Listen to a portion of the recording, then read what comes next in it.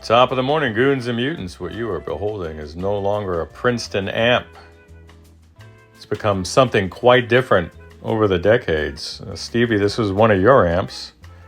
And for you guys out there who don't know or haven't seen this one on the channel in the past, let me tell you. I believe this was purchased by you, Stevie, from a tech that is no longer among the living, from over on the East Coast. And he basically gutted the thing out, reused the transformers, and built a bit of a hot rod Marshall in there. To me, it looks like a JTM 45. I added some mods. He had added some mods. The thing is just a little beast, and now we're going to be switching some controls from back to front and vice versa. Bye. This has to be hands down one of my favorite modified classic Fenders. Now, I was saying prior that there was a tech on the East Coast who was responsible for creating this monster. He was a very talented guy. I've worked on this amp twice before, further modifying it for his taste and for his purposes. Obviously, there's no moral dilemma there. It's got to work for him. So what we're doing today is the master volume that I implemented on a rear panel due to space constraints and not wanting to dirty up that beautiful faceplate out front. This master volume will be trading places with the presence control. Presence control? What are you talking about, you say? Well, the first time I popped this guy out of the cabinet and started to assess the circuit, to my mind, this looks like a modified JTM 45. This thing is capable of some heinous amounts of gain. It's very flexible. And I added a foot switchable function that's mirrored over on a front panel as well, which is, in essence, is a tone stack bypass for a broadband lift in frequencies and gain as well. So it makes the thing totally fierce on stage. It's perfect. So let's get this rear panel off and get into it. These fasteners are a little worn out, so I'm not going to be using my power tools on this. We want to be discerning techs. Just because you have a hammer doesn't mean every problem's a nail. So this is what we're doing. This amp is still running 6v6s. And I believe there's a choke that's mounted on the inside of this chassis. Now, it's been a year or two since I saw this thing last. But I just remember thinking, man, what a treat. And for a guy like me who needs to hide behind a reverb, even for a guy like me, it gives me that feeling that maybe I don't need it. But I do love reverb. I like to feel immersed in whatever I'm doing. Otherwise, I don't get into it. I like to get lost in what I'm doing, and one of the few things that does that for me, aside from when I was, performing music or writing music or mixing or producing, the only thing that I've got left in me because of my disability is this stuff. And man, it's no second place. This is so satisfying to me. And I just get lost in it. I truly love it. All right. So, rear panel.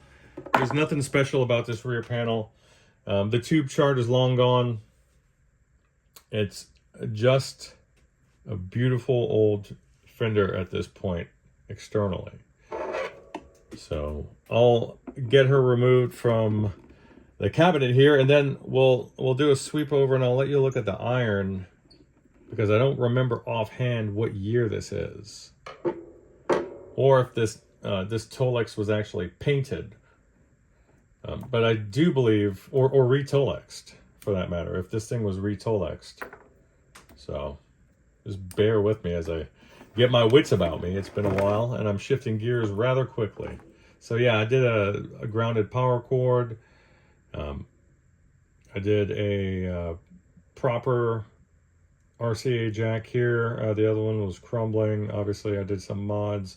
I increased gain in a preamp. Just did all kinds of things. So it'll be interesting to come back in here, and I'll show you what the other guy did and what I did as well. And oh, Stevie, this is not good, dude. I might fight you on this, buddy. I might fight you on this, because this will kill this amp. Look how loose this is. Like literally, it just comes right off. I might fight you on having me just solder these guys on there, but in the meantime, I'll tighten this up in case you can't be convinced. I know you're a particular dude, and that's all good, but I will make some recommendations for you, buddy, because I know you really love this amp, and I do too. There we go. That's what it's going to take. This guy's nice and tight. So awesome. So let me get this guy out. All right, here's a little metropolis of iron. Sounds like a good gym name or a metal band. So this chassis is from 1966. So it's got a hodgepodge of parts here. This power transformer is from 1968. This output transformer rather is from 1963 or 73. I think this is 73 perhaps.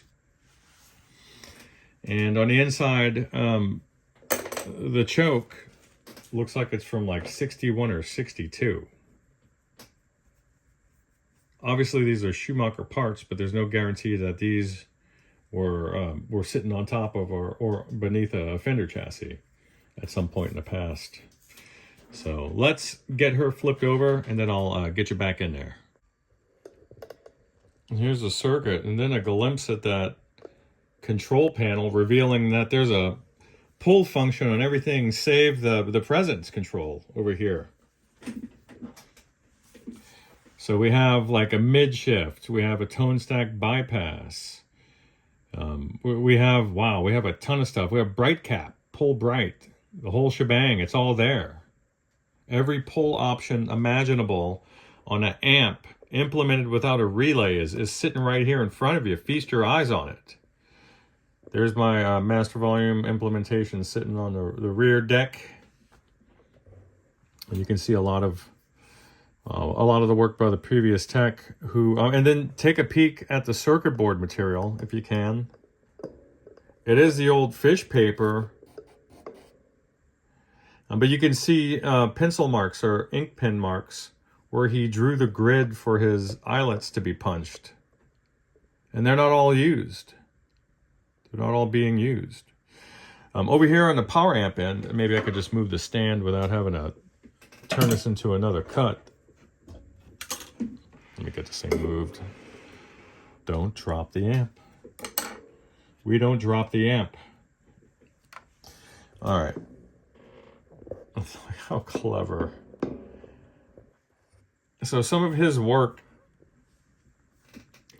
not the neatest, and I see not the neatest I've ever seen. However, the soldering is good. And I just like the way he approached this. I really wonder what was going on with this thing in the very beginning. Was this just a trashed chassis that the guy came across and he had just a ton of stuff in inventory he just had to get rid of? Like, what was going on? Pretty interesting. So I'm going to be relocating the presence control, which is here presently, to here, where you see this white Reese's peanut butter cup knob there. And there's ample lead length. In fact, I'll have to trim some of that. And then I'll just have to basically extend 2 leads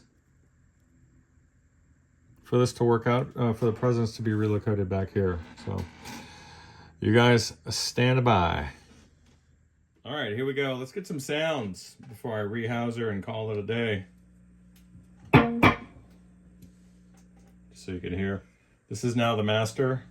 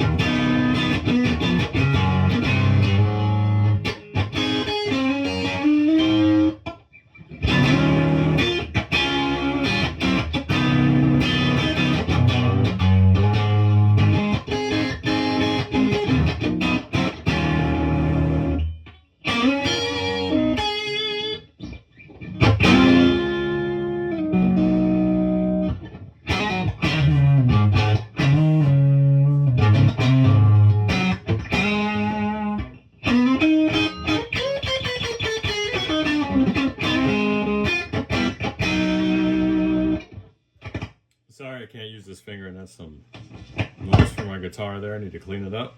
But there you have it. We got a busy day ahead. Let's get this demonic Princeton back in his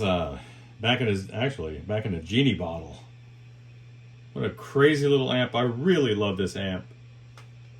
It's fantastic. Hope this finds y'all well out there. Bye.